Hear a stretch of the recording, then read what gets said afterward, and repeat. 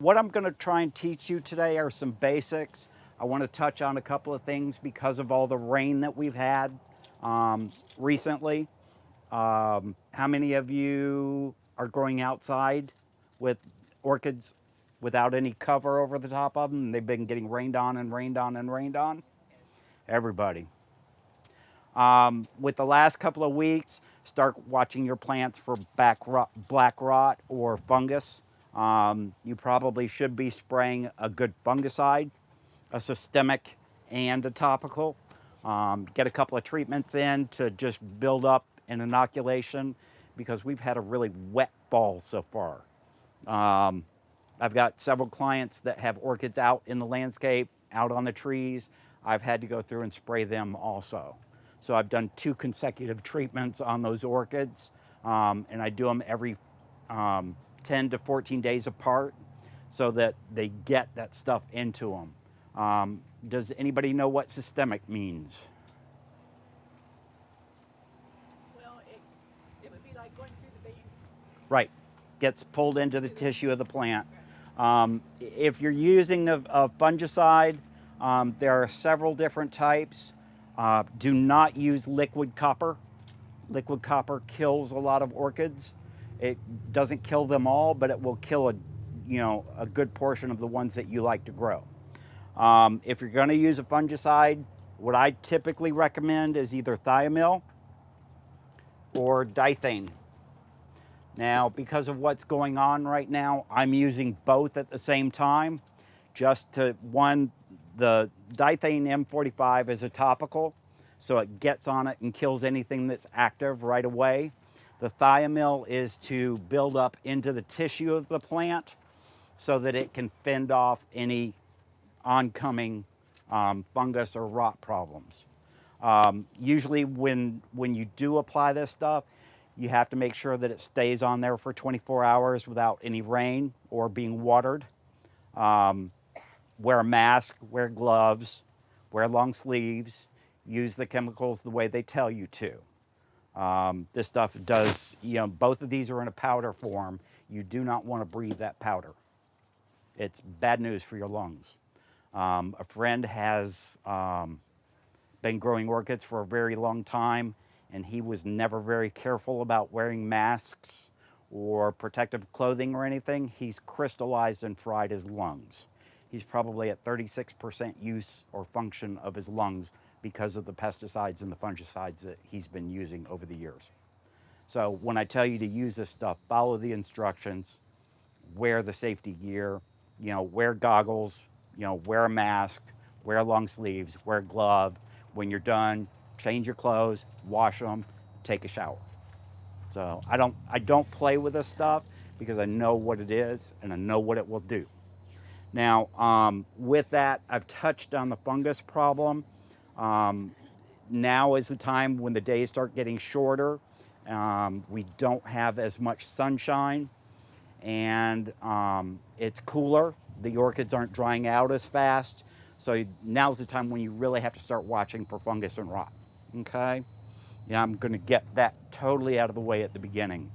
How many of, let's start, and I usually ask this, how many of you have, say, 1 to 10 orchids at home? Raise your hands. Okay, 10 to 20. I know there's a couple of you have more than 20. All right, up to 50? 100? 200? We've got an addict. How many do you have? That's a pretty good collection. Once I started getting up to that number and started building an orchid house. Now I'm in a 4 by 30-foot greenhouse with probably 600 plants in it. What I'm going to try and teach you guys today is some basic repotting, how to fertilize, what you should be fertilizing with this time of year, what to watch for. How many of you know what no-see-ums are? We all know what no-see-ums are. No-see-ums are thrips. Any of your plants now, and we're going into the main blooming period for your orchids. Thrips are an insect that has a rasping tongue that will go on the surface of the flower spike and scratch the top of the tissue of the plant and then go back through and lap up the juices that the plant secretes. That's what a thrip is. If you look on if I were to take a gardenia flower, I could peel it apart and there'd probably be 2 dozen thrips inside the dang thing. Gardenias are thrip magnets. Um, Should you not have the gardenia near your orchid? I wouldn't. Socially distant. I would socially distance them. Yeah. In Florida, there are 14 species of thrips. So they're in the landscape, they're in the oaks, they're in the grass, so they're always going to be there.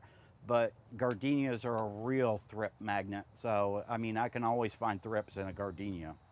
Um, what you probably want to do with the flowering season come up is you probably want to start hitting them with a systemic insecticide. You can use a topical, but I usually recommend using a systemic. Orthene, which is what Surrender is, it's a white powder. It stinks to high heaven. If you open the can, put it in your garage, seal the can back up, and the garage is closed up, you go in there first thing in the morning, you're going to smell that. I mean, it's that stinky. It permeates through everything, but it kills the thrips. Because it's a systemic, it gets into the tissue. Thrip goes to rasp and drink the fluid on the plant, and it kills the thrips.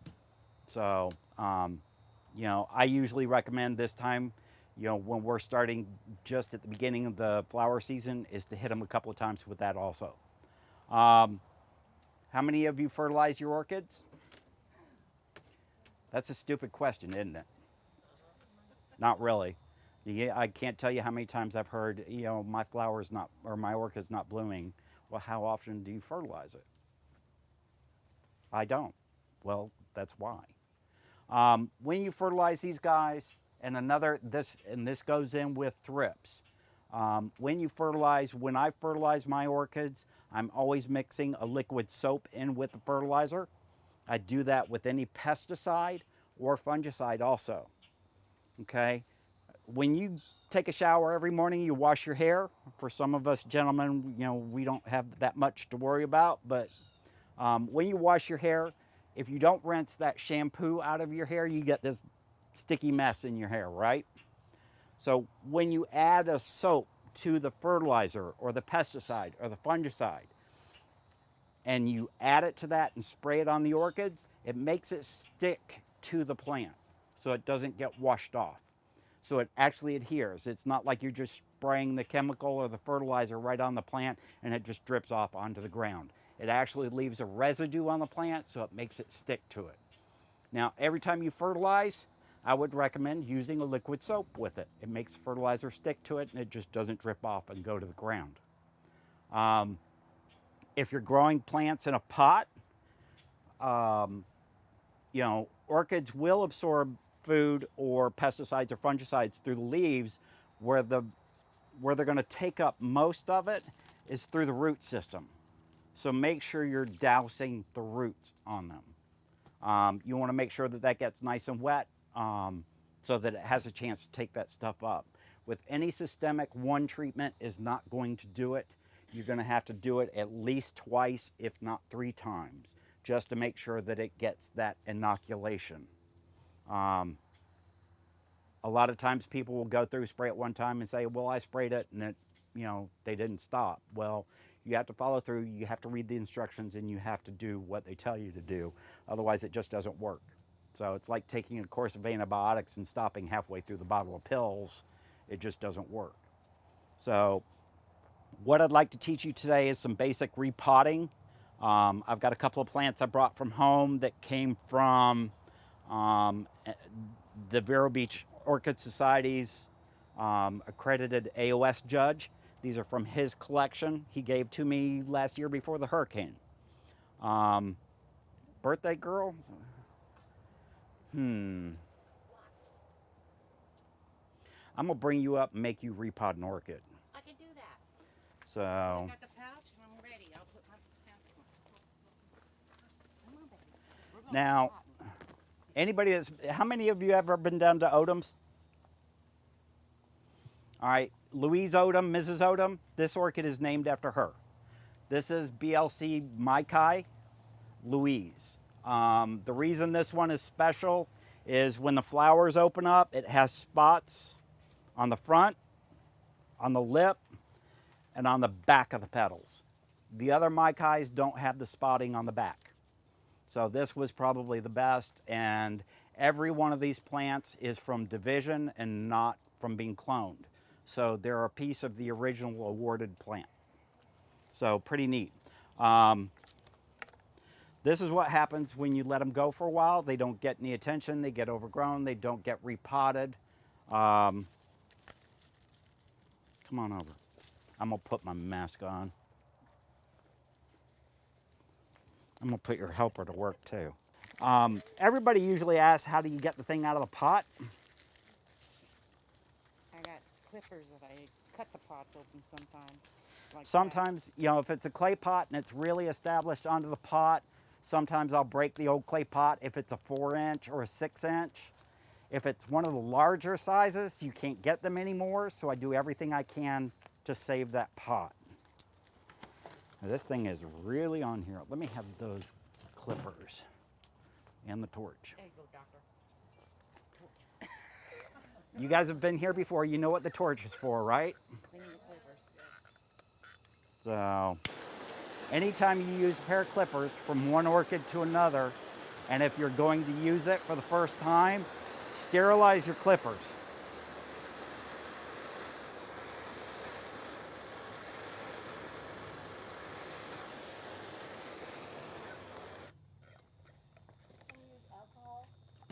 You can, but you have to leave it in there for at least 20 to 30 minutes. So it kills everything on it. The flame kills instantly. Yep, still sterilize them before you go to work on them. Always. The problem is you end up getting bacteria on them. Bacteria is everywhere. You know, start off with clean, always first time when you go to work on a plant, go through, sterilize it, just takes a second. These torches, you can get at any Home Depot or Lowe's. They're easy to use. You turn the valve on and click a button. That's it. You want to turn it off, you just turn the valve back off. There's nothing scary to use about this. They're really simple, very easy to use. The tanks are replaceable. You get them at Home Depot. I've had this one now for about 2 years. So, this is what happens when they get attached onto a pot. There was a gentleman up in Melbourne named Joe Grizzappi that used to grow cattleyas and all kinds of neat orchids. Unfortunately, Joe passed away recently, but every one of his plants were typically overgrown. Thank you. Okay, thank you. Were typically overgrown and wrapped around the pots and everything. I spent about 6 months down at Odom's Orchids trying to repot probably about, I would say, a third of his collection. And when I'd get into one plant, it would take, oh good Lord, about an hour to divide each plant because they were just that massively overgrown. Now this one's easy because it's grown into 3 different clumps. So, yes. Do you soak them good before you start this part of the process? You can, but you don't always necessarily have to. Sometimes what it will do is if you'll soak them before you go to repot them, especially if they're in a clay pot, it'll release the roots easier from the pot. So, can you guys get me a bucket that I can put some garbage into? An old plastic pot or something? That's got water for the sphagnum moss. So what I usually do is go through, divide up the plants, figure out, we're gonna use those. I know, but for now. I'm just gonna set it right there for now. When they bring me a bucket back, we'll do it. As I go through and I clean out, some people use styrofoam peanuts, some people don't. Clean out all the boogers. Clean out all the old potting medium, any of the old styrofoam peanuts. So the old little black flaky things, you get rid of them? Mm-hmm. Thank you. Thank you.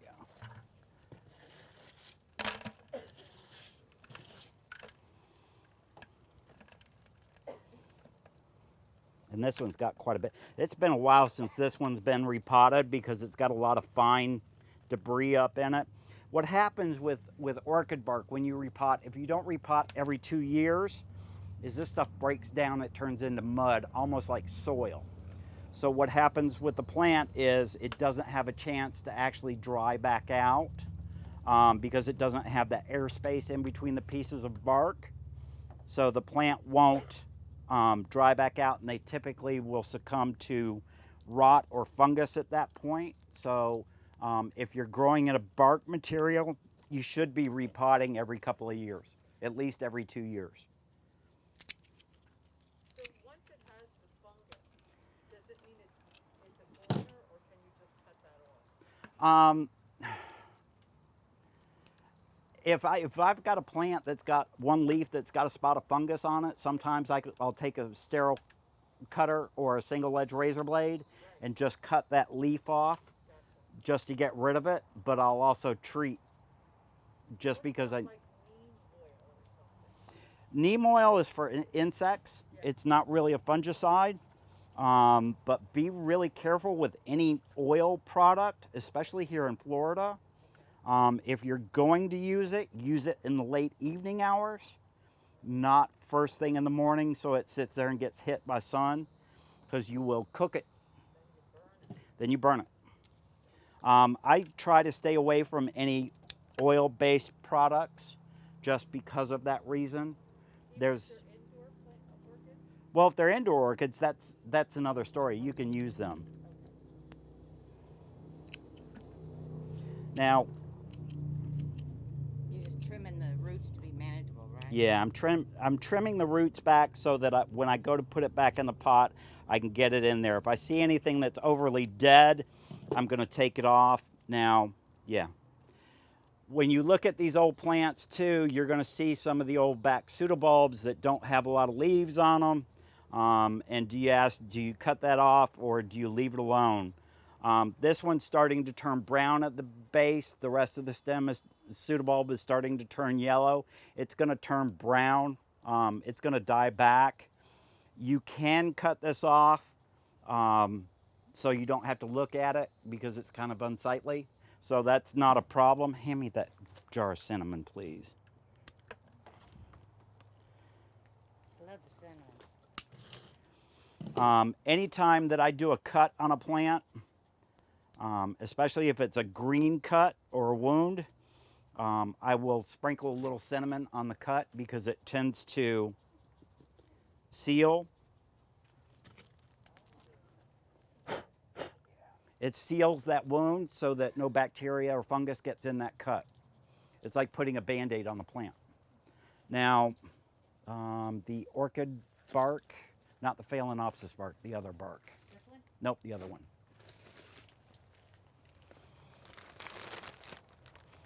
The orchid bark that they're selling here is from Better Grow. They've got 3 different mixes. They've got the special orchid mix, they've got the Phalaenopsis mix, and then they've got the plain bark mix. I used to like just the bark mix, but I've gotten away from that because after a period of time it does break down. It doesn't have the airspace in between it.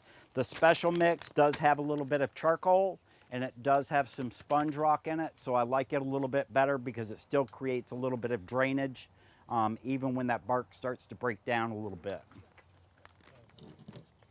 See if I can get this open.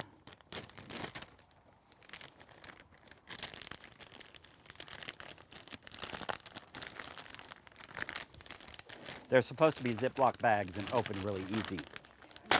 They're child-proof.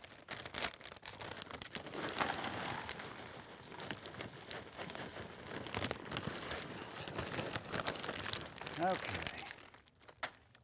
Now. May clean that one? Yes, ma'am. Clean that one up too. You've ever had an orchid? Pardon me? What's the longest you've ever had an orchid? The first orchid I ever bought was in 1995, and I still have that orchid. And I won't part with it. I've had several offers to buy it from me, and I just won't sell it because it is the first one. And I actually got it from Tom Ritter up in Orlando. And Tom has since passed away, so it's kind of like one of those legacy plants that you kind of hold on to. It's just not something I'm willing to part with. How big is it? Probably about this tall, about that wide. It's a Vanda type, and it's a really thick leaf. The leaves are a little bit wider than a normal Vanda, but it's extremely slow growing. Indoor or outdoor? It's in the greenhouse outdoors. It's under cover, but I wish it was much bigger. The funny story behind that is the first time I went to Ritter Orchids up in Orlando, when I was living in Orlando, I went into the nursery, and in the front center of one of the greenhouses from one of the poles, they had this big plant hanging, and it always blooms for Valentine's Day. Flowers are pink and white with blotches, and I walked in and asked his wife, Evelyn, if it was for sale, and she said, no, it's not for sale. I said, okay, well, do you have any more anywhere? She said, no, I don't have any more. I'm like, okay, well, if you ever divide it, or, you make a piece of it, I'd love to have one. She looked at me, she said, I'm never dividing that plant. I'm like, okay, well, can you tell me the name, write it down, and I'll see if I can find it somewhere else. No. She, the husband finally Tom gave me the name of the plant. Evelyn wouldn't give me the name of the plant. Well, unfortunately, about 6 to 8 months later, Evelyn was in the yard mowing the grass. Tom was over at the greenhouse. Evelyn had a heart attack and passed away. First orchid Tom chopped up was that plant hanging in the greenhouse. I came in there one day and I'm like, where's that orchid? Where'd it go? He goes, oh, we took it down and chopped it up. I said, well, what about Evelyn? Then they told me that Evelyn had passed away. And the girl that was working there looked at me. She goes, well, why? Did you want a piece of it? I said, yes, I asked for a piece of it if they ever divided it. So I did get a piece. It cost me $175 for one kiki off of it. But ever since then, Evelyn was rather brutal about not dividing or cutting that plant up. I named the damn thing Evelyn. Just 3 words. And it blooms for me every Valentine's Day. Oh, And I'm sure Evelyn is mad as hell at Tom. So, everybody knows on an orchid there's a front and a back, right? Okay. On an orchid, especially in the Cattleya tribe, even in the Vandaceous, this is going to come off anyway, so we're going to take it off. There is a front and a back on an orchid. The front is always where the new growth comes out, and this one was broken, so it just came off. The new growth is the front. The old growth, no leaves on it, that's your back end.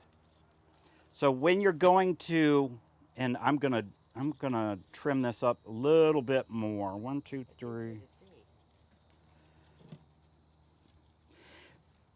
When you're dividing up orchids, especially if you have a bigger plant, and you're going to divide them up, and you're cutting into divisions. When you do divisions on an orchid, you want to have 4 of these pseudobulbs at least to get a good healthy division. If you don't have the 4 pseudobulbs, it's going to take that orchid at least 3 years to recover to bloom again. At least 3 years. So if you can get 4 to 6 pseudobulbs, that's a stronger plant. It's going to recover a lot quicker and probably bloom for you the next season. With Cattleyas, I usually don't recommend repotting them while they're in flower or spike, because it's going to kill the flowers on them. But this is an example, so I'm not worried about that. When you put them in the pot, the front and the back, the front is the new growth. When you put it in the pot, you want to put the back up against the back side of the pot, so that the front actually grows into it. If I were to take this thing and put it in the center of the pot, it's going to crawl right back out of this orchid in no time at all. And you're going to have to repot it. awesome. No, I didn't So, know Usually what I'll do with a plant like this is I'll put it in here. I'll put it up against the back.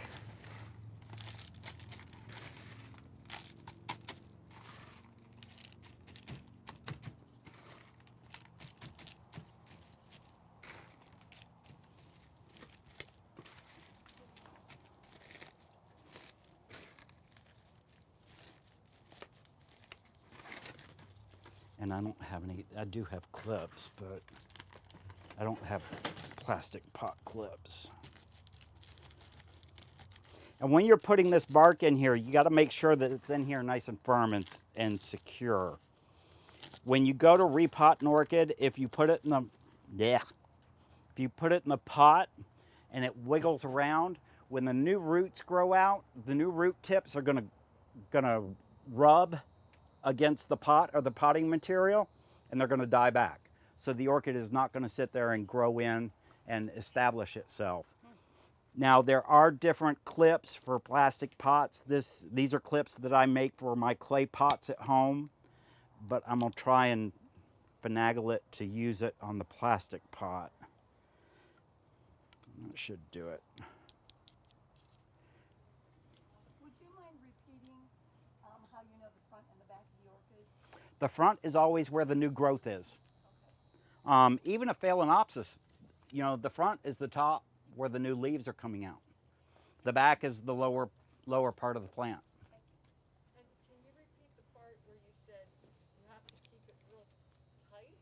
Yeah, when you're repotting it, you don't want it to be loose and move around in the pot. So you make sure it's real. You want to make sure it's staked down or tied down.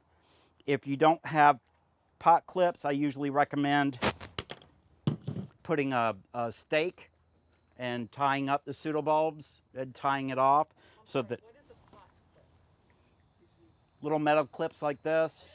For plastic pots, there's one where it's a ring at the end that slips over the side of the plastic pot. I don't have any of those. So I'm kind of fudging it with the clay pot clip. So It seems like you're manhandling that. I'm not, oh yeah, Okay. oh yeah. Tom Ritter up in Orlando used to take a pot with a plant in it that was overgrown. He'd just rip it out of the pot, and he carried an old flathead screwdriver in his back pocket and would sit there and whack and clean all the roots off of it. See, it's in there, the plant doesn't wiggle, and it's gonna grow in and be okay. Now, is it better in plastic, clay, ceramic? If you're growing outdoors, I recommend clay. What about indoor? If you're growing indoors with phalaenopsis, plastic.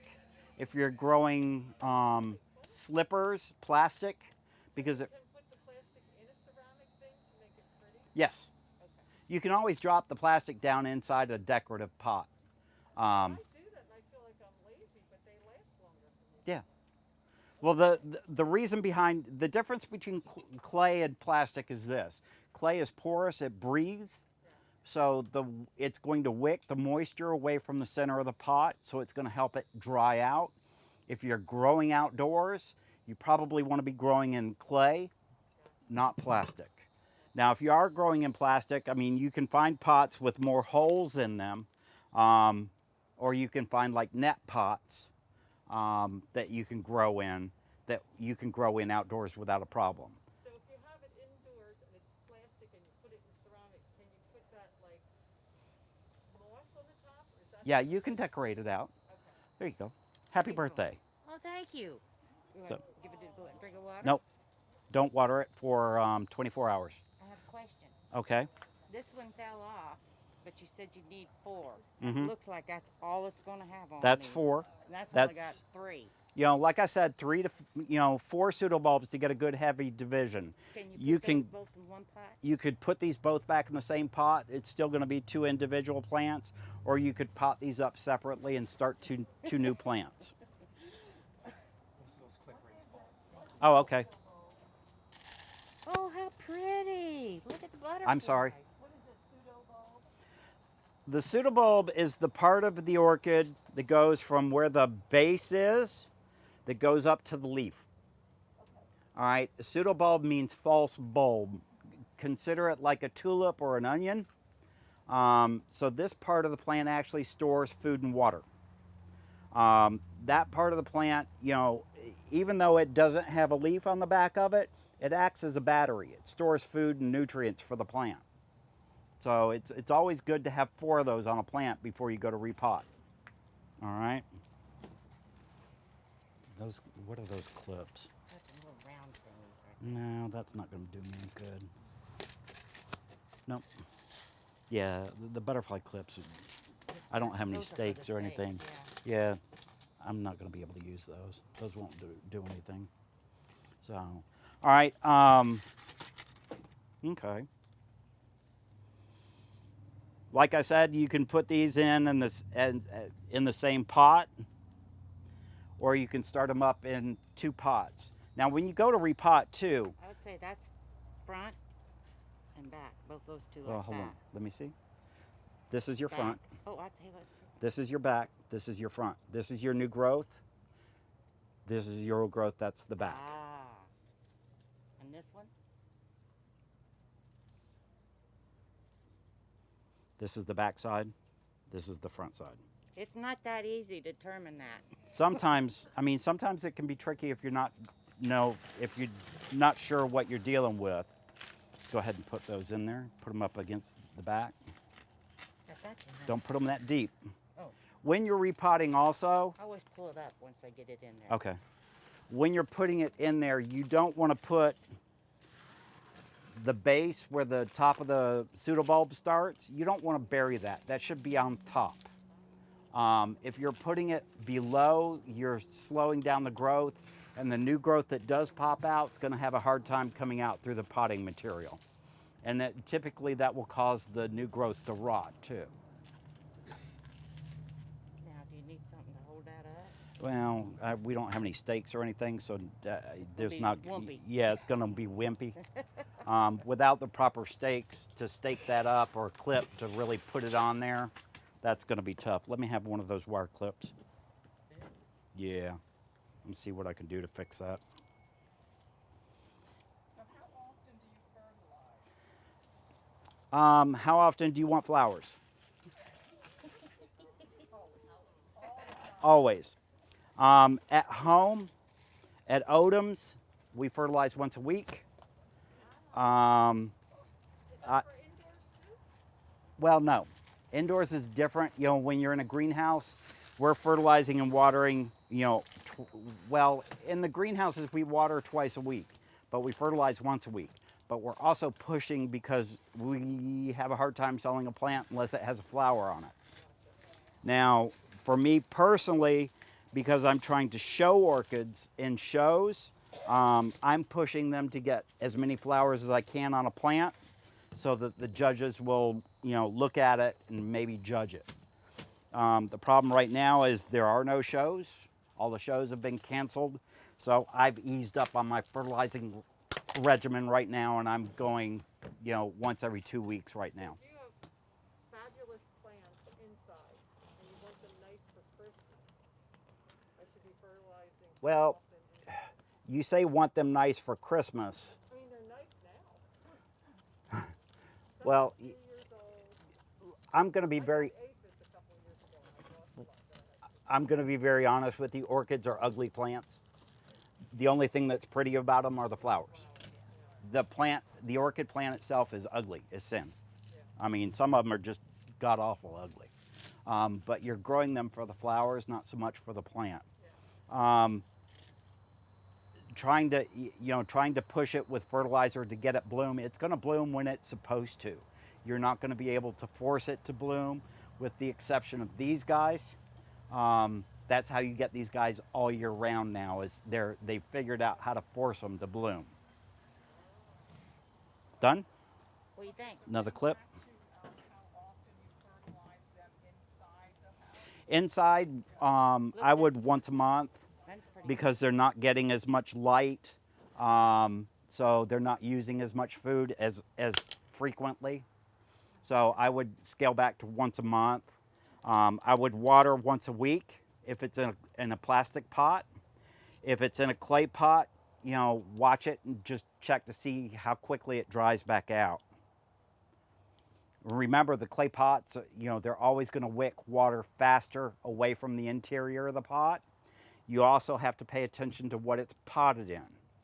If it's in a bark mix, it's going to drain and dry a lot quicker. If it's in sphagnum moss, it's going to stay wet a lot longer. Can I ask, when you're putting those clips in, you're just jabbing it right in the base of the... No, I'm putting it across the top of the plant. Oh, okay. It goes in across the top of the plant just to hold the plant down. It's not going into the plant, it's just going across the top to hold it down so it doesn't wiggle around. Okay. That was a good one. It don't wiggle. There we go. Awesome. Okay. You want me to put them in some water? No. Anytime that you do a division on a plant like this, you shouldn't water it for 24 hours. Let those cuts heal up. Let them kind of scab over before you start putting water on them. Water is the #1 vector for fungus and rot, and also bacteria. So, if you cut a plant and you've got a fresh open wound, it's like you with the cut on your arm, sticking your hand in a puddle of mud. Yeah, not good for the cut, is it? So, like me with a pressure washer out here a couple of months ago. I tried to pressure wash my thumb off. So, cleaning a pot for a lady. You don't want to do that. You don't want to put water into a cut. It's just not good for it. So, let it dry out before you start doing anything. Let it dry out for a day and then fertilize it and water it regularly. With the different mixes, there's a reason they use different mixes. Moss, with moss, you don't have to water that often, maybe once a week, maybe once every 2 weeks. The growers in the greenhouses up in Apopka with Phalaenopsis grow primarily in moss. That's so they only have to go through and water once every 2 weeks. When you're growing in bark, bark is an organic material. It tends to hold on to moisture a little bit longer. Now, the reason some people are using that gray stone, what we call stay-lite rock, is because, one, it's heavy. It holds the plant in. You don't have to stake it. You don't have to clip it because that rock is so heavy it just holds the plant still. The other thing, too, is it doesn't rot and decompose. With orchid potting material, the biggest issue is the potting material breaking down, rotting, and then rotting the roots out. So, all right, you're good. You can pick either one of the three. Thank you very much. You're very welcome. Happy birthday. The iron won't kill it, but it'll make it god-awful ugly. It'll turn them orange. Rainwater, spring water is probably the best thing for your plants. See, I water everything at home with tap water, city water. And I don't have any problems with my plants from it. They do fine. Well, it depends on your geographical location and what's in the ground, the heavy metals. New York may have more iron, more copper, more, some other stuff in there that may cause problems with the orchids. So that may be an issue. That may be it. Here in Florida, our well water in this area is so god-awful. You put it in a white bucket, fill the bucket up, and the water's yellow. Wow. Pardon me? And orange. And orange. The other issue right now is most of the wells on the coast have salt invasion now. So you have to be really careful with using a well here in the state of Florida, especially along the coast, to water your orchids because it has salt in it. It will kill your orchids. There may have been salt in that well and you just didn't know it. So, everybody knows what a Phalaenopsis is. These are phales. Now is the time with the Phalaenopsis, you're going to see these guys starting to set their flower spikes. We're starting to get the cooler nights. This is an orchid that you can actually force them to bloom by dropping the temperature at night 15 to 20 degrees for about 2 to 3 weeks. Each night, as long as the temperature, say you're growing it out on the patio, you bring it indoors every night and the temperature drops down to 72 inside the house and it's been 85, 90 during the day, you bring it in, you'll force a spike on it. As long as you drop that temperature down 20 degrees, you will initiate the flower spike to start growing on these guys. Now, that doesn't mean take it and stick it in the refrigerator. That's too cold. These things don't like to go below 50 degrees. They get really upset. So do Vandas. Now, Phalaenopsis, typically, you're going to see these guys. They're always, most of the growers are growing them in sphagnum moss, just because it's easier to water. They don't have to water every day or every other day. They can get away with watering once every week or once every 2 weeks. Some of the growers that I'd been to in Apopka wouldn't water but once every 2 weeks. Now, everybody knows what sphagnum is? Yes? Comes in a little brick like this. It's dry before you use it. Before you go to use it, you have to rehydrate it, get it wet. And I take it, open up the bag, and use what I think I'm going to use. And I have a bucket of water already back here.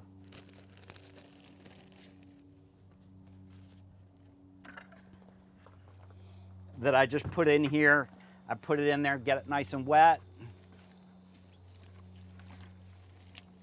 And just let it soak up a little bit of water while I'm repotting the orchid.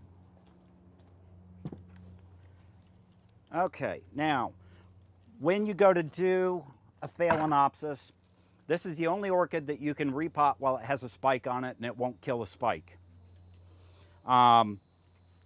So phales you can just about repot any time of year. Sphagnum moss, and you'll see this sphagnum moss where it's starting to break down into nothing. That means that moss has gone bad. In Florida, sphagnum moss goes bad 6 to 8 months after you put it in the pot. So phales are the ones that you have to repot every year. Because once that sphagnum moss goes sour, the roots start to die back, and you're going to see that with this plant. All the roots in here are dead. The roots shouldn't look like that. They should be nice and green and healthy like this.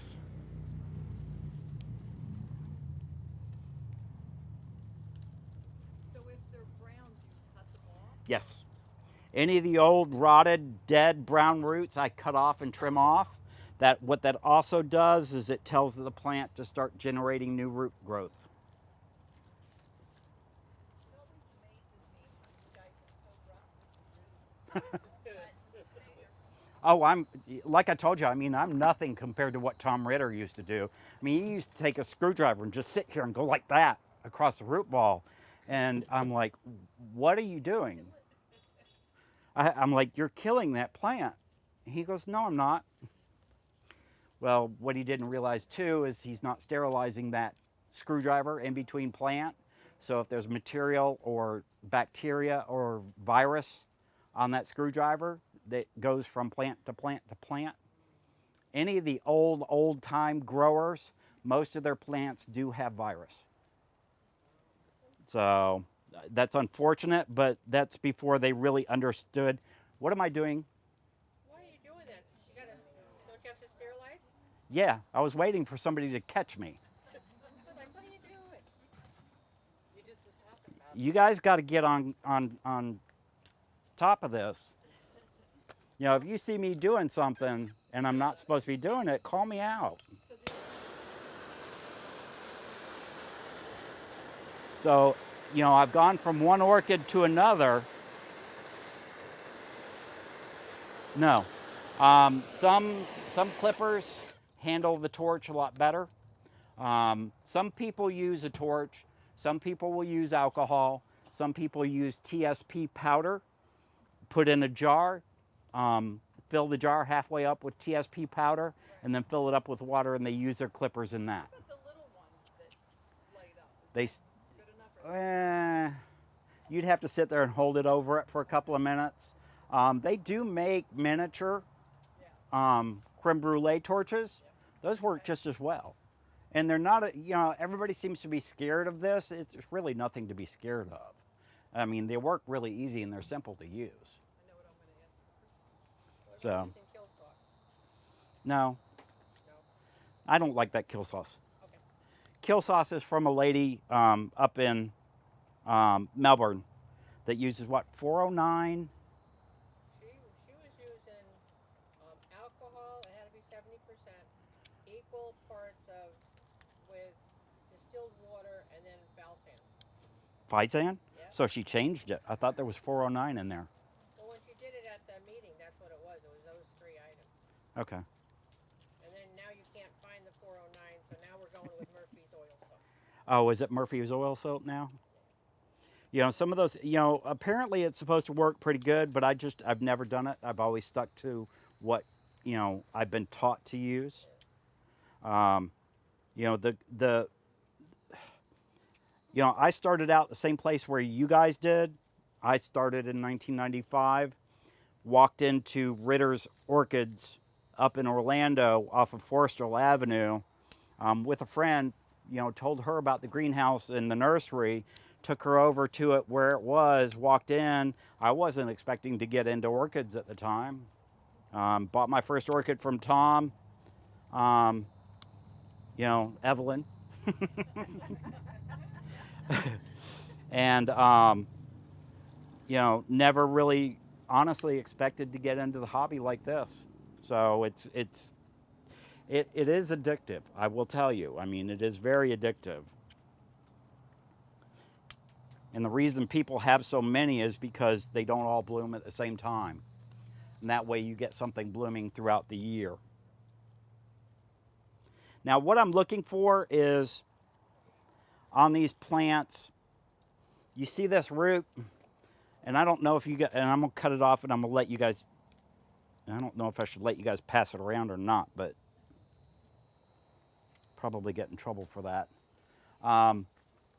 What you can see is there's like a little wire that's growing in that. That's actually the root. What's covering that wire is what we call the vellum. It's a protective coating that has a waxy coating to it that actually helps the orchid retain the moisture in the plant so it doesn't wick back out. If that vellum is you know, flat and rough and dried out, that root's no good. It should be trimmed off.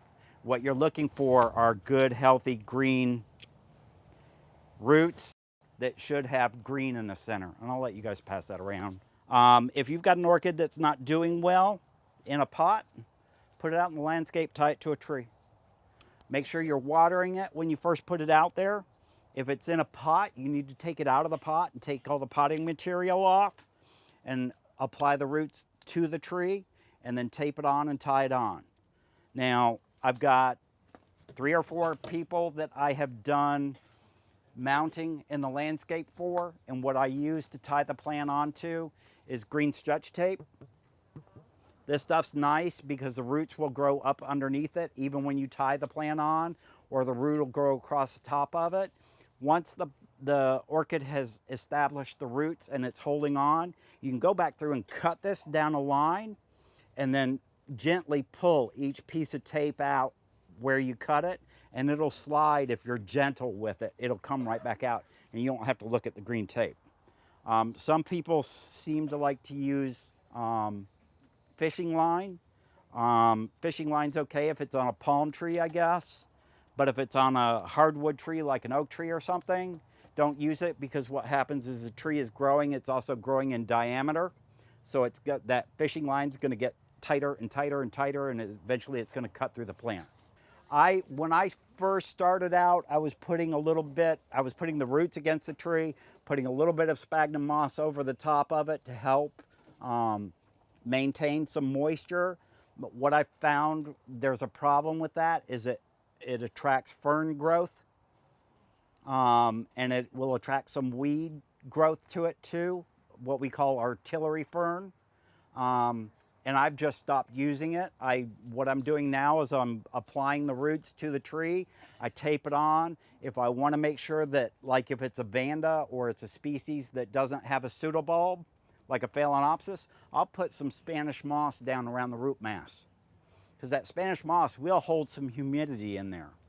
Do you use pantyhose? You know, when I first started teaching orchid classes, we used to tell people to use pantyhose. Throw them in the garbage, they're worthless. Oh, okay.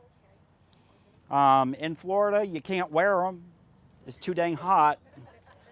Um, not, and I'm just speaking, you know, I'm not wearing pantyhose, folks. Come on. So you're saying the green tape works better? The green tape is the best thing I found that works so far. I use zip tie. You can use zip ties as long as it's, you know, if it's on a piece of driftwood or something, you can use zip ties, but I typically don't recommend it if the tree is growing. Yeah, once you get it established, then you can take it off. Now the moss is in here. It's been in here nice and wet. It's fluffed back up. It's not in a brick anymore. This is what you're looking for with this stuff when you use it.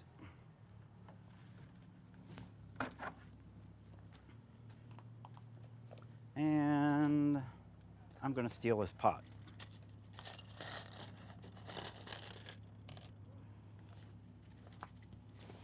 Now, some people like to use the styrofoam peanuts in the bottom. I've stopped using them. Now, Phalaenopsis, like I said, these are the only ones that you can repot while they're in flower or in spike, and it won't hurt them. Now, a lot of the roots on this were dead, so you can see what's left. So be really judicious with watering this until it starts growing some new roots. Here, I was only cutting dead roots.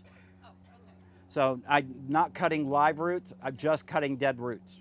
So if I do cut a live root, sometime, yes, I will put cinnamon on it. Cinnamon is antibacterial, antifungal, so it stops any infection from getting back into the plant. And the number one time that, you know, you're gonna see that is if you repot an orchid and you water it right away, it doesn't give those cuts a chance to heal over a little bit before you start watering. So that's the number one, you know, transmission point at that point. Now, when you go to repot these, most phales have a root system that comes down from the main part, the main body of the plant, and it hangs down like a spider. So what I usually tell people is take a ball of sphagnum moss and put it underneath the plant, let the roots wrap around it, and then you start applying moss evenly around the sides.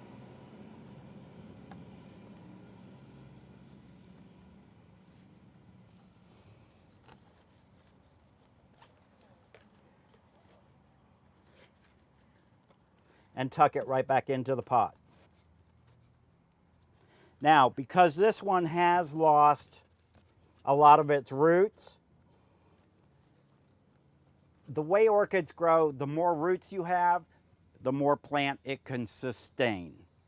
So if you've got a plant that you've had to trim some roots back, you'll notice that this leaf is standing up nice and tall and it's rigid. This leaf is drooping. You can see it starting to turn a little yellow. That means that that leaf's gonna die back, and all it's gonna do is pull the orchid back. It's gonna stop the new growth from coming out, and it's just gonna be a drain on the nutrients for the new part of the plant. What I usually recommend on a leaf like this is take it, and there's like a spine down the center of the leaf. Take it, grab it, split it back to the base of the plant, and just pluck it off. And that will ease the strain on the plant while it's reestablishing itself. Anytime you repot an orchid, you're setting it back 6 months to a year, if not longer. Is that part of the leaf on there? Pardon me? Is part of that leaf still on there? Oh no, it's all off. Oh, that's just how you got it off. Yeah, that's how I peel them off. When you split it like this, where it attaches to the plant like that, when you split it, it just takes it off and peels it off without it tearing the base of the plant. So it comes right off, and you can see where it was already turning brown around the edges, so it was time for it to come off anyways. So, and that's the easy way to repot a Phalaenopsis. I mean, probably the easiest orchid that you can repot. Now, if you're growing outdoors with Phalaenopsis, I would recommend growing them in a basket, in bark, or moss. Usually with the baskets, the bark goes right through the bottom. Sometimes I'll go through and I'll either put a layer of insect screen down on the bottom, or I'll put a thin layer of moss on the bottom just to stop the bark from falling through, and then I'll use bark on it. If they're gonna be out in an area where they get rained on all the time, I'll use bark. If they're in an area where they're under a tree and the tree kind of protects them from a lot of rain, I'll use moss. Yes, ma'am. Is there, with the phalaenopsis, is there a front and back to that as well? The back is the base of the plant. The front is where the new leaves come out. So you have to pot it manually? Well, you can't pot it any other way with a fale. So the base always has to be down on the bottom. The fale always grows to the top. Now, a fale doesn't grow like this in the wild. If you're putting these on the trees and the landscape, they want to hang down a little bit. They don't want to hang up, because when you look at this plant, you've got a little well right here that will hold water. It will rot the top out of the plant. So when you grow them in the wild, you want it, if you're going to tie it on a tree, you want it to either hang down like that, or you want it to be like that where it can't hold any water in that well. When you're watering them at home, make sure you water the pot nice and well. How many of you use ice cubes? Put your hands up. Keep them up. You're all grounded. What temperature does ice melt at? 32 degrees. That's freezing water. Plants don't like freezing water. The ice cube trick was a gimmick put out by a grower up in the Northeast. And there was a company called Just Add Ice, and it kind of took off as a gimmick. Your plants don't like water at 32 degrees. It sets the root growth back if it doesn't kill some of the roots. I usually recommend, if you're going to water them, put them in the kitchen sink, fill the pot up with the water, wait a couple of minutes, then go back through, fill it up with water again, let it drip dry, and then put it back where you're going to keep it. So room temperature water is the best. Room temperature water is the best thing. They're used to rainwater. Rainwater is not 32 degrees, unless you're in Michigan.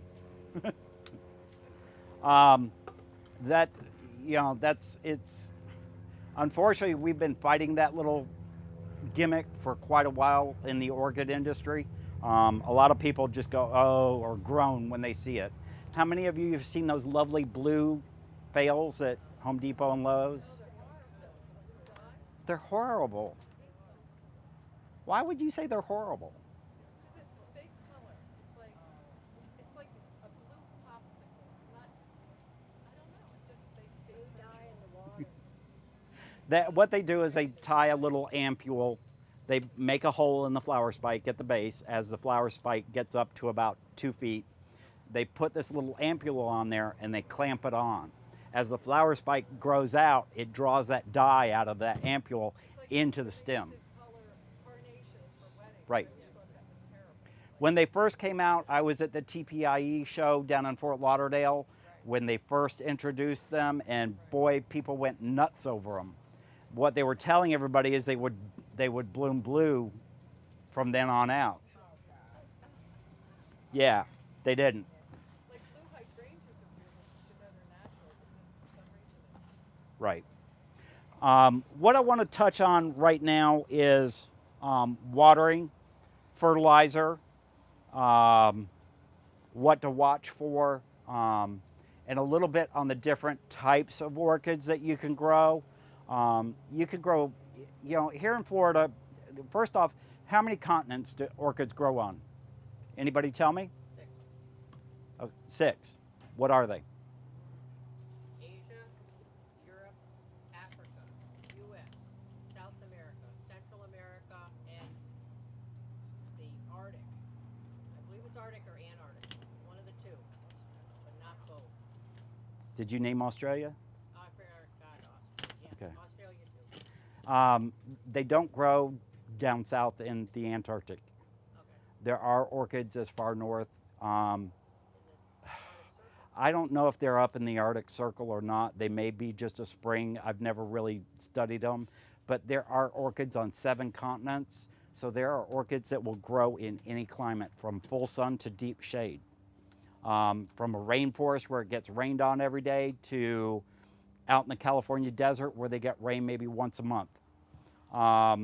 And in Africa where they get rain maybe once every 2 weeks or so. A friend of mine gifted me an orchid from South Africa it's a Eupholia species of some sort that gets a flower spike about 8 feet tall and apparently is very rare and exotic. I had no idea, but it looks like a dang cactus. So, I mean, it literally looks like a cactus. The leaves are all flesh and hard like cardboard. This thing's really neat. It's unusual, but, you know, you can, if you've got a spot in your yard, whether it's full sun to shade, there's an orchid you can grow in your landscape or in your yard. It doesn't matter where you are. Temperature also. Here in Florida, with all the orchid shows, you'll see at some of the orchid shows, some of the vendors will bring in like the pansy shaped flower orchid. That does not do well in our temperature. Be very careful about buying those things. They just don't handle the heat. If you're gonna grow things that are warm tolerant. If you're not sure, ask the vendor. They'll be more than happy to tell you about it. Anything that Busy Bee has is gonna grow well in your landscape without any problem. Anything from the reed orchids, the epidendrums, to even the little spathoglottis here, the ground orchids there. They grow in dirt. There are terrestrial forms of orchids to epiphytic, which would include the cattleyas, the phalaenopsis. Even some of the lady slippers are epiphytic, where they'll grow in rocky outcrops in China. So what I want to talk about is watering and fertilizer. We've already talked about how often do you water. At home, I'm watering twice a week. The second time of the week when I water, there's also fertilizer in my water. Now I've got a system hooked up where it automatically dispenses it on its own. I don't even have to do anything except every once in a while go back and fill up the reservoir with the fertilizer in it. With you, when you're fertilizing and watering, how many of you ever seen one of these beasts? How many of you have one? Best thing you can use to fertilize your orchids. The nice thing about this is they're gauged for 16:1, which is the same gauge that these are. So all you have to do is dump that packet into this well, top it up with water, seal it up, put it on the hose. I drop in a couple of tablespoons of soap in this so that when I'm spraying it, it's also putting that soapy mixture out on the plants. The easiest way you can fertilize your orchids if you've got a larger collection. Oh yeah. Yeah, when orchids get wet, they get totally saturated, but they have to dry out in between watering. They can't stay wet all the time. They've got to dry out. Otherwise, the roots will rot. Now, I fertilize once a week. The homeowner, if you fertilize every 2 weeks, that's great. If you fertilize once a month, that's understandable. As long as you're feeding them something. When you look at these orchid mixes, there's no nutritional value for the orchid in these mixes. All these mixes do is hold the plant in the pot. That's it. They don't do anything else. So that way, when you water them, you have to give them some sort of food.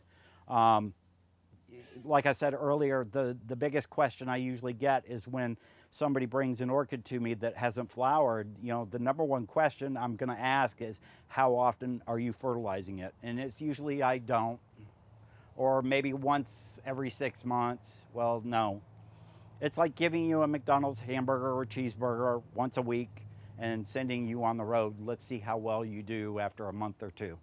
Now, there's always been a rumor with orchids, do I water first before I fertilize? Orchid roots have that waxy vellum coating on it, that white coating. That white coating actually seals off the plant so that when you go to put water on that, what it does is the pores in that root, that coating, start to open up and the plant will actually start to take in nutrients at that point. There's debate about whether or not you need to water before you fertilize. Now, if you've got a plant, you haven't fertilized it in a long time, I would definitely say water it first, get some fluid pumping back through that plant's vascular system, and then fertilize it the next day. Water it a little bit before and then go through and fertilize it. You know, don't sit there and water it for 5 minutes and then come back through and fertilize it, because after 5 minutes, it's going to take up all the water it's going to take up after 5 minutes. It's not just going to continue to take up all that water. So, you know, hit it first, get the roots wet, then wait a couple of minutes and then come back through and fertilize. Give the root a chance to actually, for the cell walls and the pores to actually start to open so that it's taking it up. In the wild, the way orchids are epiphytic, they grow on trees. What happens is the roots start to collect debris. That debris starts to break down and it turns into nutrients. So when the orchids get watered by the rain, what happens is once that rain starts hitting them, you know, running down the trunk of the tree or however it's hitting them, the roots start to open up and it starts taking in the nutrients from all that crud that's, you know, gathered in the root system. So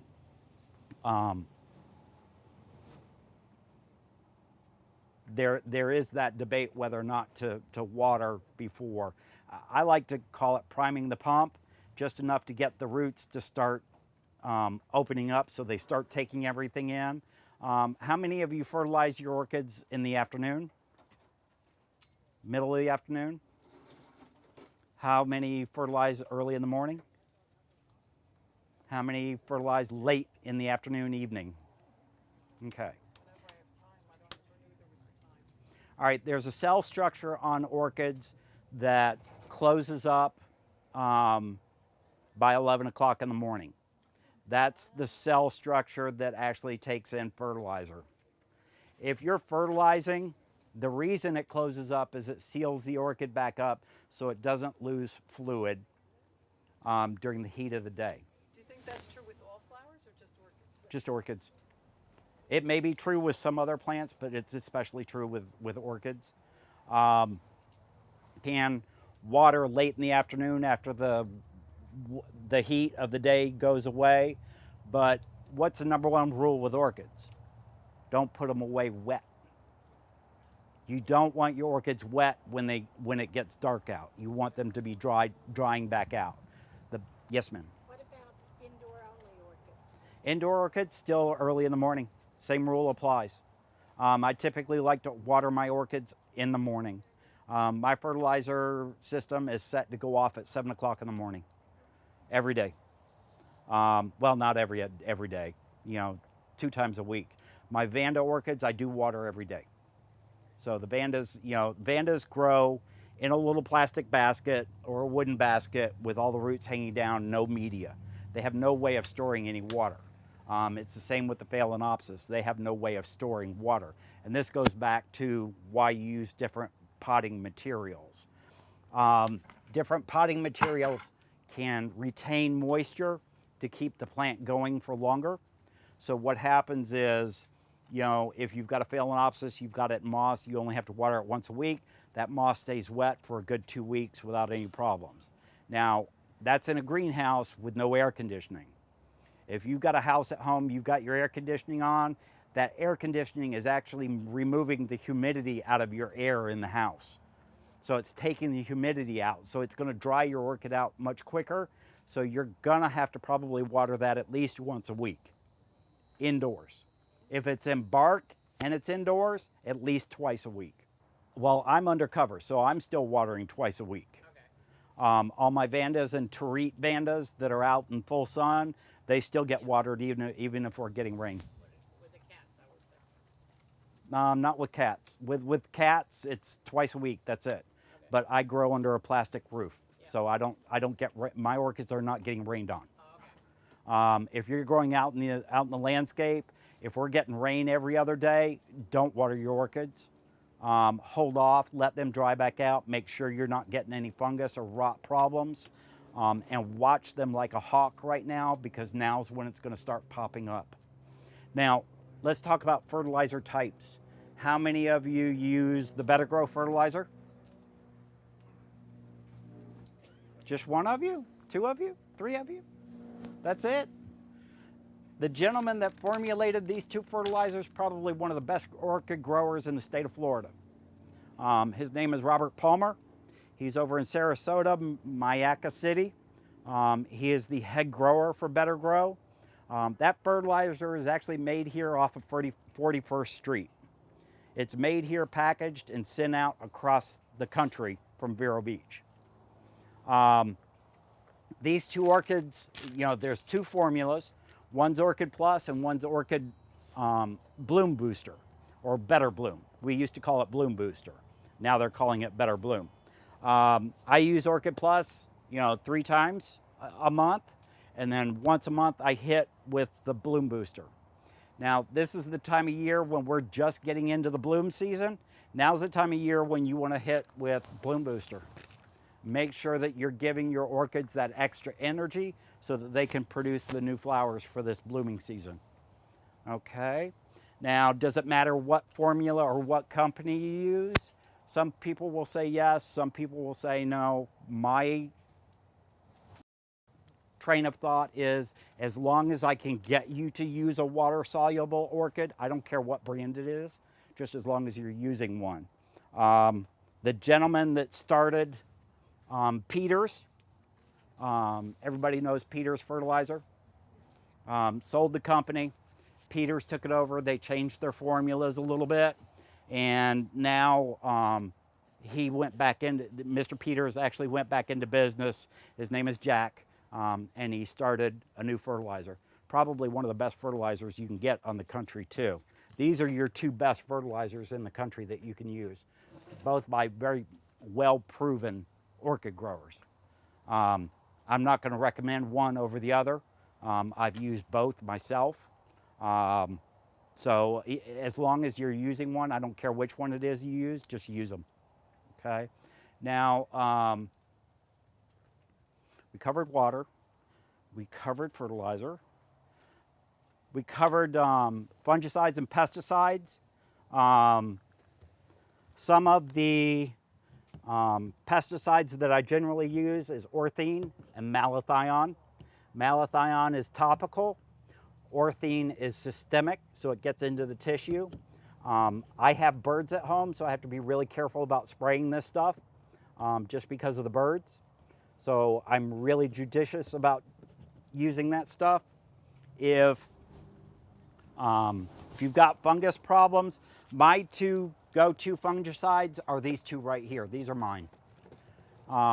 You can also use Captan, but I tend to like Thiamil better than anything else. It is the main ingredient in a commercial fungicide called Captan 3336, which is extremely expensive. It is the main ingredient in Captan. Captan adds maybe a couple other little items in it, but this does the same thing that Captan does, and this is $12.99, where Captan is, or Captan, no. Cleary's 3336 is the name of the fungicide. Cleary's is like $250 for a bottle of it, where that's $12.99 for a bottle. So there's a huge price difference, and you're getting the same chemical. Can you So, use them both at the same time? yes. Which one? The one you said was $12.99. Thiamil. That's perfect. It's THIOMYL. And I looked, Dan and Tina are out right now, but they have it on their order list. With all the rain that we've had, I'm surprised I'm not hearing more about people having problems. That is a fungicide. Wear a mask with it, wear gloves with it when you use it. If you get it on you, wash it off. It's not going to kill you, but just be careful with any of this stuff. Can you use a sprayer with it? The hose and sprayer, no. Use it in a pump-up sprayer. Mix it up in a 1-gallon jug and then put it in a little spray bottle if you have to. But I wouldn't use that. There's no way to measure it or dose it out for that because it's a powder. And you can do it with the water soluble fertilizer, Yeah. because you know, you won't have any problems there. But for you to mix the amount of thiamine in that thing to dose it out correctly, you're not going to get a correct dosage. So, now they do have sprayers in there that have gauges on that say 3 ounces, 6 ounces, 12 ounces. You know, you can use those things, but with these powders, I like to pre-mix it up Yeah. and then spray it out from there. And I always use either a pump-up sprayer or a spray bottle that I can mix it up and pour it into and then just spray. Okay. Anybody have any questions? I think that's going to wrap it up for us.